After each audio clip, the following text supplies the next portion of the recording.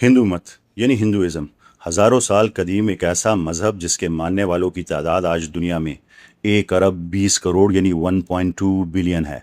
और इस्लाम एक ऐसा दीन जो आज रुए ज़मीन पर मौजूद तकरीबन 2 अरब इंसानों के दिलों की धड़कन है। ये दोनों मिलकर इस दुनिया की तकरीबन आधी आबादी बनाते हैं। सदियों से हमें यही बताया और पढ़ाया गया है कि ये दोनों अकायद एक दूसरे की बिल्कुल जिद हैं, दो ऐसी अलग अलग दुनियाएं जो कभी एक नहीं हो सकती। लेकिन ज़रा सोचिए, क्या हो अगर इंसानियत की इतनी बड़ी तकसीम महज एक भूली हुई तारीख पर खड़ी हो? क्या हो अगर आज के 1 अरब 20 करोड़ हिंदू और 2 अरब मुसलमानों के दरमियान एक ऐसा पोशीदा रिश्ता, एक ऐसा पुल मौजूद हो जिसे वक्त की गर्द ने हम सबसे छुपा दिया है। आज हम तारीख के उन अवराक को पलटेंगे ताकि इस सच्चाई को जान सके जो शायद सब कुछ बदल दे। आज बरसगीर पर नज़र डालें तो एक वाज़े और गहरा तज़ाद दिखाई देता है। एक जानिब इस्लाम है, एक ऐसा दीन जिसकी बुनियाद एक अटल और अनदेखे खुदा की तौहीद पर कायम है जिसकी कोई शबी नहीं। दूसरी जानिब हिंदू मत है, एक ऐसी कदीम रिवायत जो अपने रंगारंग तनों, बेशुमार देवताओं और मूर्तियों की पूजा के लिए जानी जाती है। बज़ाहिर ये दो पैरेलल लकीरें हैं, लाइंस हैं जो कभी भी नहीं मिल सकती। एक अंधे के खुदा की इबादत करता है तो दूसरा पत्थरों में भगवान तराशता है। लेकिन क्या हो अगर दोनों मज़ाहिब की बुनियाद और इनके अव्वलीन सहीफ़े ना सिर्फ एक जैसा पैगाम देते हों बल्कि खुदा की तारीफ़ भी बिल्कुल एक जैसी बयान करते हों। इस मुश्तरका तारीख़ को समझने के लिए हमें सबसे पहले इस्लामी अकीदे की असल रूह को समझना होगा, और वो है तौहीद यानी खुदा का एक होना। इस्लाम में कुरान करीम वो हतमी कसौटी या फुरकान है जो ये तय करता है कि खुदा कौन है। इस अकीदे का सबसे जामे खुलासा एक मुख्तसर और ताकतवर सूरत सूरह इखलास में मिलता है। ये खालिक की पहचान के 4 अटल उसूल बयान करती है। कुल हुवल्लाहु अहद, कह दीजिए वो अल्लाह एक है। अल्लाह समद, अल्लाह समद है, वो बेनियाज है, सब उसके मोहताज हैं। लम यलिद वलम यूलद, ना उसकी कोई औलाद है और ना वो किसी की औलाद है। वलम यकुल्लहु कुफुवन अहद, और उसके बराबर का कोई नहीं। यानी वो अल्लाह एक है, बेनियाज है, ना उसकी कोई औलाद है और ना वो किसी की औलाद है, जिसकी कोई शबी नहीं। ये तौहीद का हतमी और सबसे ऊंचा मयार है। अब बिल्कुल इसी मयार को जहन में रखें जब हम हिंदू मत के सबसे कदीम और मुकद्दस शास्त्र खोलते हैं, वेद और उपनिषद। आज के लाखों देवताओं के तसव्वुर से बहुत पहले हिंदुस्तान के कदीम ऋषियों ने हतमी सच्चाई की तलाश की। उन्होंने उपनिषदों और वेदों में जो कुछ तहरीर किया वो एक ऐसा तसव्वुर है जिसे निर्गुणा ब्राह्मण कहा जाता है, यानी कायनात की वो हतमी हकीकत जिसकी सिफात किसी से नहीं मिलती और जिसकी कोई शबी नहीं। आइए ज़रा इन हैरत अंगेज़ मुमासलतों, सिमिलैरिटीज़ पर गौर करें, जहाँ अरबी के आयात और संस्कृत के सलूक एक ही अब्दी सच्चाई को बयान करते हैं। कुरान ऐलान करता है, कुल हुवल्लाहु अहद, कह दीजिए वो अल्लाह एक है। और अब हिंदुओं की चांद वेगा उपनिषद को, इस कदीम श्लोक को सुनिए। वो कहती है, एकदम एवेद वित्यम। इसका तर्जुमा क्या है? वो सिर्फ एक है, उसका कोई सानी नहीं। कुरान करीम फरमाता है, वलम यकुल्लहु कुफुवन अहद, और उसके बराबर का कोई नहीं। अब ज़रा श्वेता श्रोतर उपनिषद के इन अल्फाज पर गौर करें जो हू बहू इस सच्चाई की अक्कासी करते हैं। वो कहती है, नतस्या प्रतिमास्ति, जिसका मतलब है उसकी कोई मूरत नहीं, उसकी कोई शबी नहीं। और हिंदुओं की यजुर्वेदा में तो तौहीद का ये फ़लसफ़ा अपने कमाल को छू लेता है, जहाँ वाज़े अल्फाज में लिखा है, वो पैदा होने से पाक है और कोई उसकी शबी या मूरत नहीं बना सकता, जिसकी शान सबसे बुलंद है। ना उसने जन्म लिया, ना उसकी कोई शबी है, वो एक है जिसका कोई शरीक नहीं। ज़रा सोचिए, ज़ुबानें अलग हैं, एक तरफ अरबी तो दूसरी तरफ संस्कृत, तहजीबें अलग हैं, लेकिन अगर हम तासुब को हटाकर अकीदे और हकीकत की गहराई में उतर कर देखें तो कदीम हिंदुस्तान के निर्गन ब्राह्मण और इस्लाम के तसव्वुर तौहीद में आपको फ़र्क नज़र नहीं आएगा। ये दरअसल एक ही खालिक की पहचान है। सदियों से सियासतदानों और सल्तनतों ने दीवारें खड़ी करने की और सरहदें खींचने के लिए सिर्फ हमारे इख्तिलाफात को उछाला है। لیکن ہندو مندروں میں رکھی یہ مقدس کتابیں ایک پوشیدہ پل کی نشاندہی کرتی ہے۔ ہندو مت کا باطنی اور اصل فلسفہ کثرت پرستی یعنی پولیتھیزم نہیں ہے، بلکہ خالص وحدانیت پر مبنی ہے۔ ہندوستان کے قدیم رشیوں نے بالکل اسی اندھے کے ابدی خالق کی عبادت کی جس کے حضور آج ایک مسلمان مسجد میں سجدہ ریز ہوتا ہے۔ لیکن یہ بات ہمیں تاریخ کے ایک بہت بڑے راز کی طرف لے جاتی ہے۔ اگر ہندو مت کی بنیادی کتابیں واضح طور پر اعلان کرتی ہیں کہ خدا کی کوئی شبیہ نہیں، کوئی ماں باپ نہیں اور کوئی ظاہری شکل نہیں، تو پھر برصغیر مورتی پوجا کا اتنا بڑا مرکز کیسے بن گیا؟ ہم نے ایک بھولی ہوئی سچائی دریافت کی ہے کہ ہندو مت کے قدیم ترین گرنتھ یعنی کتابیں ایک اور اندھے کے خالق کی پوجا کا حکم دیتے ہیں، تو ایک ایسی روایت جس نے اعلان کیا تھا کہ اس کی کوئی مورت نہیں، وہ کیسے مورتیوں کے اس رنگین کلچر میں ڈھل گئی؟ اس کا جواب راتوں رات ہونے والی کوئی بغاوت نہیں تھی، بلکہ یہ انسان کی روحانی تاریخ کا ایک طویل، دھیما اور جذباتی سفر تھا۔ ایک لامحدود خدا جس کی کوئی شبیہ نہیں، اس کا ادراک انسانی دماغ کے لیے ناقابل یقین حد تک مشکل تھا۔ قدیم سینٹس اس بات کو تسلیم کرتے تھے۔ عام لوگوں کو دھیان یعنی مراقبہ میں مدد دینے کے لیے انہوں نے سگونا برہمن یعنی صفات والے خدا کا تصور پیش کیا۔ شروع میں یہ صرف توجہ مرکوز کرنے کے ذرائع تھے، ایک علامت آگ یا کوئی ذہنی خاکہ تاکہ بھٹکتے ذہن کو ایک جگہ روکا جا سکے۔ اس ظاہری شے کو کبھی بھی خدا تسلیم نہیں کیا گیا تھا، یہ تو محض ایک واسطہ تھا جس کے ذریعے خدا کی طرف دھیان لگایا جاتا تھا۔ لیکن جیسے جیسے صدیاں گزری، عقیدہ بدلتا گیا۔ بعد کی کتابیں جیسے پرانس دیومالائی کہانیوں سے بھر گئی۔ کئی نسلیں گزرنے کے بعد وہ محض علامات حقیقتاً دیوتا بن گئی، استعارہ مادی حقیقت بن گیا، راستے کے نقشے کو ہی منزل سمجھ لیا گیا۔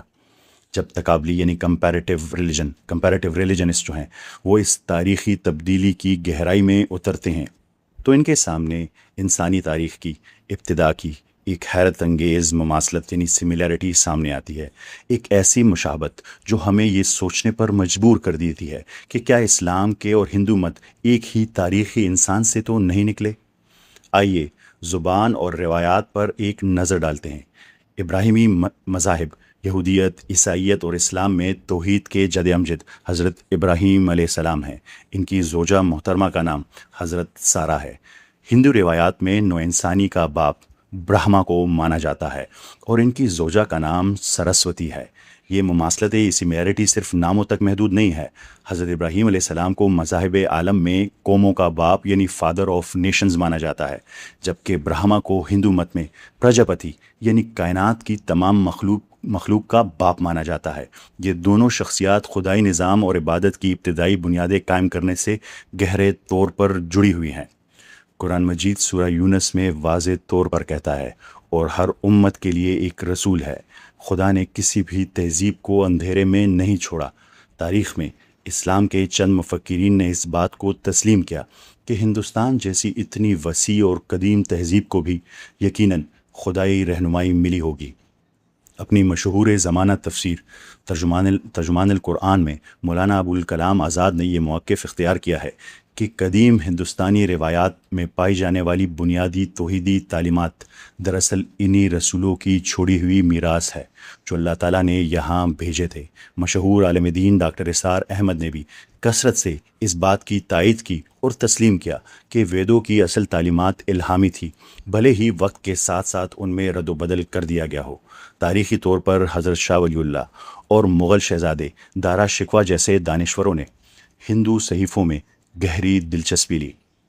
دارا شکوہ نے اپنیشدوں کا ترجمہ بھی کیا اور ان کا موازنہ اسلامی تصوف سے کرتے ہوئے یہ دلیل دی کہ اسی ایک خدائی ماخذ سے نکلے ہیں۔ اپنی شورۂ آفاق کتاب محمد در قطب عالم میں مولانا عبدالحق ودیارتی نے ویدوں کا گہرا تجزیہ کیا۔ انہوں نے اتھرووید، جسے برہما وید بھی کہا جاتا ہے، میں حضرت ابراہیم اور حضرت سارہ کے حوالوں کی نشاندہی کی۔ چونکہ صحف ابراہیم تاریخ میں گم ہو چکے ہیں، اس لیے یہ اسکالرز ایک انتہائی گہری حقیقت کی طرف اشارہ کرتے ہیں۔ کہ ہو سکتا ہے کہ ابتدائی اور غیر تحریف شدہ ہندو کتابوں میں دراصل حضرت ابراہیم علیہ السلام کے پیغام کی ہی باقیات موجود ہو، واللہ عالم۔ تو اس اصل پیغام کے ساتھ کیا ہوا جو ان کے پاس تھا؟ علماء بتاتے ہیں کہ مورتی پوجا کی طرف یہ تبدیلی کوئی جان بوجھ کر کی گئی بغاوت نہیں تھی، بلکہ وقت کا طویل سفر تھا۔ ہزاروں سالوں کے دوران عام لوگوں کو خدا سے جوڑنے کے لیے بعد میں آنے والی نسلوں نے اس عظیم باپ جد امجد کی مورتیاں تراشنا شروع کر دی، جس نے ابتدا میں انہیں اس اندیکھے خدا کی عبادت کرنا سکھایا تھا جو ایک ہے۔ استعارہ پتھر میں ڈل گیا۔ دونوں مذاہب اس بات پر متفق ہیں کہ انسانیت اصل اور خالص پیغام سے بھٹک گئی، لیکن اگر ان دو عظیم مذاہب کی جڑیں ایک ہی ہیں تو کیا ہندوستان کے قدیم رشیوں نے واپسی کا کوئی راستہ چھوڑا تھا؟ کیا انہوں نے اس بھولی ہوئی وحدت کو واپس لانے والے ایک آخری رہنما کی پیشن گوئی کی تھی؟ کیا آپ نے ہندو شاستروں میں کبھی کلکی اوتار کے بارے میں سنا ہے؟ آئیے میں آپ کو پوری کہانی سناتا ہوں۔ کسی سچے ہندو کے منہ سے پیغمبر اسلام کو اپنا قرار دینا آج شاید بہت سے لوگوں کو چونکا دے۔ یہ بات ان دو دنیاؤں کے درمیان موجود خلیج کے بارے میں ہمارے تمام تصورات کو ہلا کر رکھ دیتی ہے، لیکن وہ ایسا کیوں کہہ رہا ہے؟ یہ کوئی جدید سیاسی بیان نہیں ہے، یہ ان کی اپنی مقدس کتابوں پر مبنی ایک گہرا ادراک ہے۔ ہندو شاستروں کے وسیع سمندر میں ایسی آیات پوشیدہ ہیں جو بھٹکنے کے بعد واپس سیدھے راستے پر لانے کا ایک فطری نظام ہے۔ ہمارا پہلا اشارہ بھوشیہ پرانا میں ملتا ہے، جس کا مطلب ہے مستقبل کی تاریخ۔ اس قدیم گرنتھ کے تیسرے حصے میں ایسی آیات موجود ہے جو ایک ایسے روحانی استاد کا ذکر کرتی ہے جو ایک غیر سرزمین پر ظاہر ہوگا۔ یہ تحریر حیران کن حد تک واضح ہے۔ اس میں لکھا ہے کہ ایک آچاریہ یعنی ایک روحانی پیشوا آئے گا جس کے ساتھ اس کے ساتھی بھی ہوں گے۔ اس کتاب میں اس کا نام محمد بتاتی ہے، اور یہ بتاتی ہے کہ اس کا تعلق ایک صحرائی علاقے سے ہوگا جسے سنسکرت میں مروشتل کہا گیا تھا۔ یہ تحریر ایک ایسے شخص کی بشارت دیتی ہے جو بگڑے ہوئے مذاہب کی اصلاح کرے گا، لوگوں کو واپس ایک سچے خدا کی عبادت کی طرف لے کر آئے گا، اور جس کے پیروکار عبادت اور پاکیزگی کے اپنے مخصوص طریقوں سے پہچانے جائیں گے۔ یہ ان کی کتاب لکھتی ہے۔ لیکن شاید سب سے حیران کن سملیرٹی کلکی اوتار کی پیشن گوئی میں پائی جاتی ہے۔ ہندو روایات کے مطابق انسانیت مختلف ادوار یعنی سائیکل سے گزرتی ہے۔ ہم اس وقت کالی یوگا میں ہیں، یعنی جو تاریکی اور روحانی زوال کا دور ہے۔ اس تاریکی کو ختم کرنے کے لیے شاستر ایک آخری رہنما کی آمد کا وعدہ کرتے ہیں جس کا نام ہے کلکی۔ جب تقابلی مذاہب کے ماہرین کلکی اوتار کی نشانیوں کو پیغمبر اسلام صلی اللہ علیہ وآلہ وسلم کی سیرت طیبہ سے ملاتے ہیں تو یہ مشابہت دنگ کر دینے والی ہے۔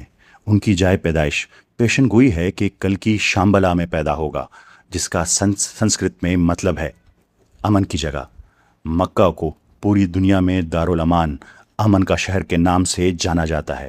ان کی والدہ کا نام، کلکی کی والدہ کا نام سمتی بتایا گیا ہے، جس کا مطلب ہے نرم مزاج اور پرامن۔ پیغمبر اسلام کی والدہ محترمہ کا نام حضرت آمنہ تھا، جس کا عربی میں بالکل یہی مطلب ہے۔ والد کا نام، کلکی کے والد کا نام وشنو یشا، جس کا مطلب ہے خدا کا بندہ۔ پیغمبر اسلام کے والد کا نام حضرت عبداللہ تھا، یعنی اللہ کا بندہ۔ اور آخرکار کلکی کو ہاتھ میں تلوار لیے دکھایا گیا، جو بت پرستی کے خاتمے اور خدائی نظام کو بحال کرنے کے لیے جنگ کرنے کا اعلان ہے۔ نسلوں سے یہ حقیقت زبان کی رکاوٹوں، تاریخی رنجشوں اور سیاسی تنازعات کے پیچھے چھپی رہی۔ گلی کے دوسری طرف دیکھ کر کسی کو اجنبی سمجھنا بہت آسان ہے، لیکن اپنی ہی مقدس کتاب کھول کر اس میں خود اپنا عکس دیکھنا ذرا سا مشکل ہے۔ ان پیشن گوئیوں کو سامنے لانے کا مقصد کسی ایک فریق کو غلط ثابت کر کے دوسرے کو صحیح ثابت کرنا ہرگز نہیں ہے۔ یہ دراصل ایک عظیم اور خوبصورت بازیافت کہہ لیں سے ری ڈسکوری ہے۔ بر صغیر میں اسلام کا پیغام کوئی بیرونی یا اجنبی نظریہ نہیں تھا۔ بہت سی باتوں میں یہ دراصل ہندوستان کے قدیم رشیوں کے ایک وعدے کی ہی تکمیل تھی، ایک بھولی ہوئی وحدت کی یاد دہانی۔ تاریخ کے اس موڑ پر کھڑے ہو کر اگر ہم ایمانداری سے اپنا احتساب کریں تو ہمیں یہ ماننا پڑے گا کہ کوتاہی دونوں جانب سے ہوئی۔ ہندوؤں کی یہ ذمہ داری تھی کہ وہ اپنے اصل شاستروں اور گرنتھوں کا مطالعہ کرتے، ان کی خالص روح کو سمجھتے، اور جب وہ آخری روحانی رہنما ظاہر ہو جس کی بشارتیں ان کی اپنی کتابوں میں موجود تھی تو وہ اس کی پیروی کرتے۔ مگر وہ وقت کے ساتھ رسم و رواج اور پتھر کی مورتیوں میں الجھ کر رہ گئے۔ دوسری جانب مسلمانوں پر یہ عظیم ذمہ داری سونپی گئی تھی کہ وہ توحید کے اس آخری پیغام کو محبت، حکمت اور دلیل کے ساتھ ہر انسان تک پہنچائے۔ لیکن افسوس کہ مسلمان بھی بڑی حد تک اس عظیم فریضے کو اس کی اصل روح کے ساتھ نبھانے میں ناکام رہے ہیں۔ لیکن ماضی کی ان خامیوں اور کوتاہیوں کو اب ہمارے درمیان نفرت کی بنیاد نہیں بننا چاہیے۔ اب وقت آ گیا ہے کہ ہم ایک نئی شروعات کریں، ایک ایسی شروعات جس کی بنیاد تعصب اور دوریاں نہ ہو بلکہ سچائی کی کھوج ہو، ایک ایسا مشترکہ سفر جہاں ہم سب مل کر اسے ایک سچے راستے پر قدم بڑھائیں۔ اس مشترکہ تاریخ کا ادراک ہمارے سوچنے کا زاویہ مکمل طور پر بدل دیتا ہے۔ اس کا مطلب یہ ہے کہ جب کوئی مسلمان کسی ہندو کو اس ایک خالق کائنات کی عبادت کی طرف بلاتا ہے جس کی کوئی شبیہ نہیں، تو در حقیقت وہ اسے اس اپنے آباء و اجداد کی راہ چھوڑنے کا مطالبہ نہیں کر رہا ہوتا، بلکہ یہ تو صدیوں کی جمی ہوئی گرد صاف کرنے کی ایک محبت بھری دعوت ہے۔ یہ اسی اصل اور خالص سچائی کو دوبارہ دریافت کرنے کی پکار ہے جو خود ان کے عظیم جد امجد نے روز اول ان کے لیے چھوڑی تھی۔